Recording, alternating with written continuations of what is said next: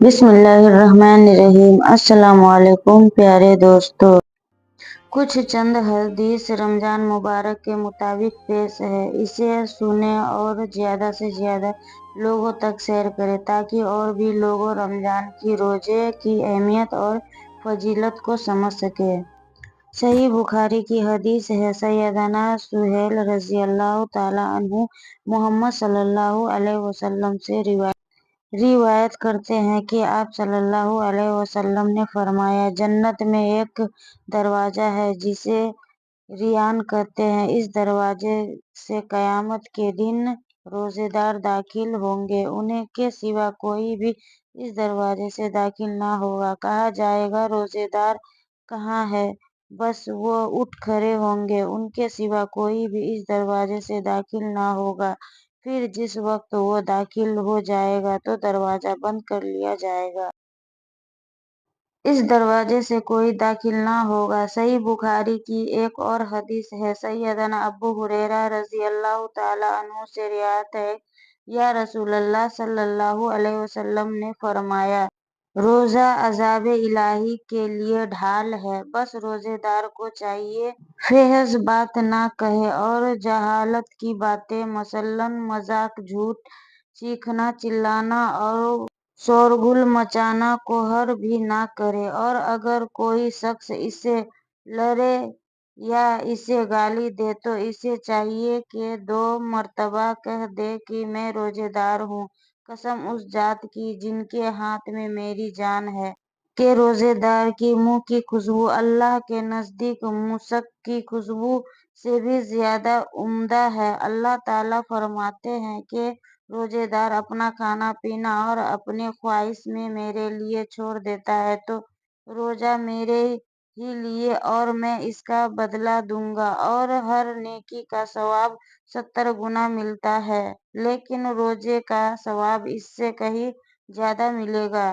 صحیح بخاری کی حدیث ہے، سیدنا ابو ہریرہ رضی اللہ علیہ وسلم نے فرمایا، جو شخص جھوٹ بولنا اور دغا بازی کرنا نہ چھوڑے تو اللہ تعالیٰ کو اس بات کی کچھ پرواہ نہیں کہ وہ روزے کا نام کر کے اپنا کھانا پینا چھوڑ دے۔ صحیح بخاری کی ایک اور حدیث ہے، سیدنا ابو ہریرہ رضی اللہ کہتے ہیں کہ رسول اللہ صلی اللہ علیہ وسلم نے فرمایا، اللہ تعالیٰ فرماتا ہے کہ ابن آدم کے تمام اعمال اسی کے لیے ہے اور میں خود اس کا بدلہ دوں گا۔ صحیح بخاری کی حدیث میں سیدنا ابو ہریرہ رضی اللہ کہتے ہیں کہ رسول اللہ صلی اللہ علیہ وسلم نے فرمایا، اللہ تعالیٰ فرماتا ہے کہ ابن آدم کے تمام اعمال اسی کے لیے ہے اور میں خود اس کا بدلہ دوں گا۔ صحیح بخاری کی حدیث ہے، سیدنا ابو ہریرہ رضی اللہ کہتے ہیں کہ رسول اللہ صلی اللہ علیہ وسلم سے روایت کرتے ہیں کہ آپ صلی اللہ علیہ وسلم نے فرمایا، صحیح بخاری کی حدیث ہے، ام المومنین عائشہ صدیقہ رضی اللہ تعالیٰ عنہا کہتی ہے کہ محمد صلی اللہ علیہ وسلم روزے کی حالت میں اپنی ازواج مطہرات کو بوسہ دے دیا کرتے تھے، مباشرت یعنی گلے لگا لیا کرتے تھے، مگر آپ صلی اللہ علیہ وسلم اپنی خواہش پر تم سے زیادہ قابو رکھتے تھے۔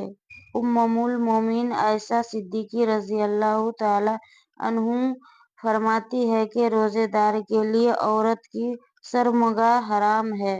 سیدنا ابو ہریرہ رضی اللہ تعالیٰ عنہ محمد صلی اللہ علیہ وسلم سے روایت کرتے ہیں کہ آپ صلی اللہ علیہ وسلم نے فرمایا، جب کوئی شخص بھول کر کھا پی لے تو وہ اپنا روزے کو پورا کر لے، کیونکہ یہ تو اللہ نے اس کو کھلا پلا دیا ہے۔ روزے کی حالت میں ہم بستری کرنا۔ صحیح بخاری کی حدیث ہے، سیدنا ابو ہریرہ رضی اللہ تعالیٰ عنہ کہتے ہیں کہ ایک دن اس حال میں کہ ہم رسول اللہ صلی اللہ علیہ وسلم کے پاس بیٹھے ہوئے، ایک شخص آپ صلی اللہ علیہ وسلم کے پاس آیا اور اس سے عرض کیا کہ یا رسول اللہ، میں تو برباد ہو گیا۔ آپ صلی اللہ علیہ وسلم نے فرمایا، کیا ہوا؟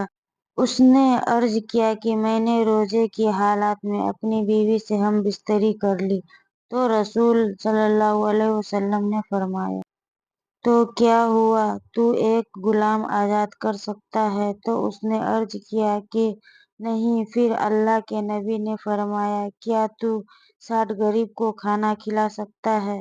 تو اس نے عرض کیا کہ نہیں۔